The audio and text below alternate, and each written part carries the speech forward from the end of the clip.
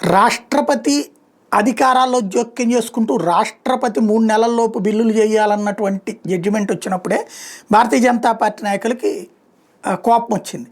దాని మీద రివ్యూ ఏదో జరగబోతోంది అన్నటువంటిది ఒక చర్చ నడుస్తుంది.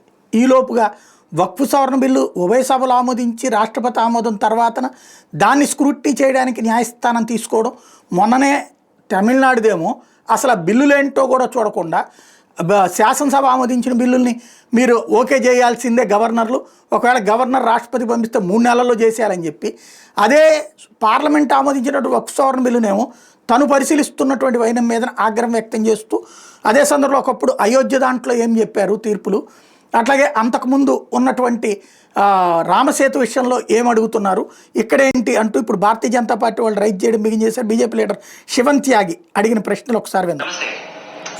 आज वक्फ के विषय में इस देश के सुप्रीम कोर्ट में जो लगातार याचिकाएं गई उनको सुना गया और उसको लेकर कुछ सवाल पैदा होते हैं जो इस देश में हर एक व्यक्ति पूछना चाहता है. देश का अधिकार है. इस देश में किसी भी कानून के लीगलाइजेशन पर सुप्रीम कोर्ट का जो निर्णय है वो सर्वमान्य है और हमेशा रहेगा.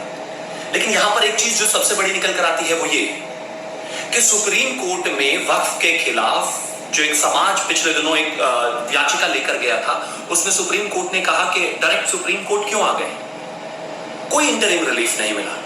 देश के अलग अलग हाई कोर्ट्स में 126 से ज्यादा याचिकाएं पेंडिंग हैं जिन पर कोई फैसला नहीं आया. लेकिन आज जब दूसरा पक्ष सुप्रीम कोर्ट अपनी याचिका लेकर गया तो उस पर सुनवाई भी हुई और कहा जा रहा है कि इंटरिम रिलीफ उस पर आने वाला है. इसमें पैमाना क्या है? एक समाज को जो है इंटरिम रिलीफ से और तमाम चीजों से दूर कर दिया, 7 साल से वो स्ट्रगल कर रहा है, और एक समाज जो है उसको तुरंत सुनवाई भी हुई और उसको इंटरिम रिलीफ देने की भी बात चल रही है. देश जानना चाहता है, देश के लोग जानना चाहते हैं कि पैमाना क्या है दोनों की तरफ. और एक और चीज मैं आपको याद दिलाना चाहता हूं, यहां पर सुप्रीम कोर्ट की कुछ रूलिंग्स हैं. Due process for Waqf property recognition in May 2023, the court emphasized that a mere publication by the Waqf board is insufficient to declare a property as waqf. It must undergo a statutory process including to survey, settlement of dispute and submission of reports to the state government. ये विषय एक है. एक और है protection against retrospective panel action. In February 2023, the court criticized the Kerala State Waqf Board for initiating criminal proceedings under Section 52A of the Waqf Act 1995. अर्थात सिर्फ एक नोटिस देने से वक्फ की प्रॉपर्टी कैसे हो सकती है, वो कैसे क्लेम कर सकता है, ये सुप्रीम कोर्ट ने खुद क्रिटिसाइज किया है मई 2023 में. फरवरी 2023 में फिर से एक बार कहा गया कि कोई व्यक्ति जिसने वक्फ की प्रॉपर्टी किराए पर ली हुई थी, अगर वो किसी वजह से उसको नहीं दे पा रहा है तो कैसे आप डायरेक्ट उस पर क्रिमिनल केस कर सकते हैं.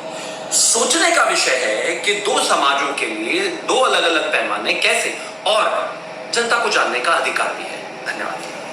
ఇది వక్ఫ్ సవరణ చట్టానికి సంబంధించి ఎదురైనటువంటి, అంటే వక్ఫ్లో వచ్చినటువంటి లోపాల గురించి ఒకప్పుడు ఇదే న్యాయస్థానాలు తీర్పులు ఇచ్చినవి, అవి ఎట్లాగని చెప్పేసి ఇంకోవైపున కేరళ హైకోర్టు అయితే కనుక వాటిని కొట్టేసింది కూడా. అట్లాంటి సిచ్యుయేషన్లో ఉంటే ఇప్పుడు అయ్యే కోర్టు ఇచ్చినటువంటి తీర్పులు బేస్ చేసుకునే ఈ చట్టం తీసుకొచ్చినటువంటి సందర్భంలో ఇది ఎట్లాగా దీంట్లో ఎబేయన్స్లో పెడతారు ప్రొసీజర్స్ అన్నటువంటి పాయింట్ రైజ్ చేస్తున్నారు.